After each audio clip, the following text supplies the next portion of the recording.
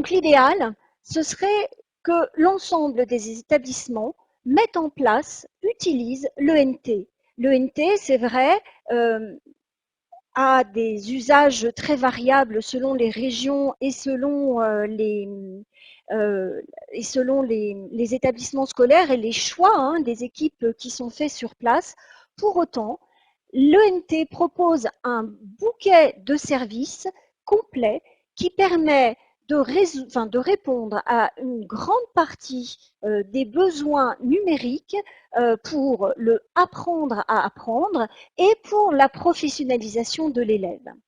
Donc, l'ENT de chaque région est piloté par un schéma directeur des ENT qui est travaillé par la délégation ministérielle au numérique, la DNE, et qui décrit l'architecture de services de référence et qui prend en compte bien sûr tous les principes du RGPD aujourd'hui et qui préconise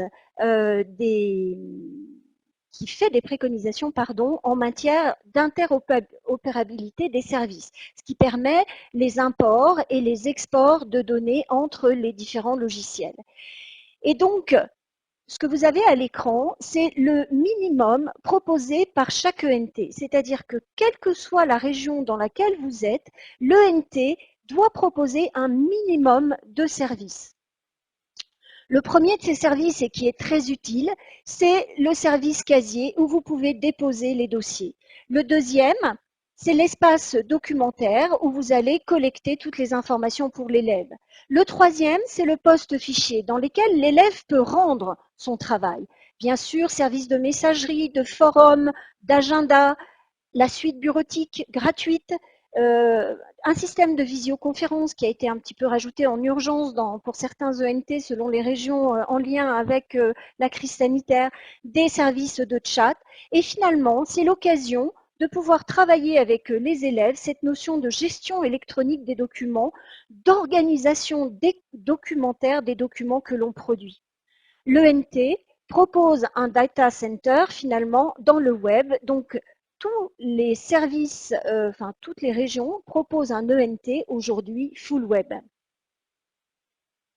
Donc il faut prendre appui sur cet ENT et grâce à des connecteurs, y connecter l'application métier PGI de votre choix. Alors, dans la mesure du possible, une application full web. Si ce n'est pas le choix de votre académie ou de votre établissement, continuez avec des applications peut-être client-serveur, sachant que ce sont des applications qui demandent beaucoup de maintenance. On sait bien que les moyens alloués à la maintenance des systèmes informatiques dans les établissements scolaires sont très variables selon les établissements scolaires et les régions, que parfois on peut avoir des établissements scolaires avec plus de 500 postes et juste quelques heures pour cette maintenance des outils numériques.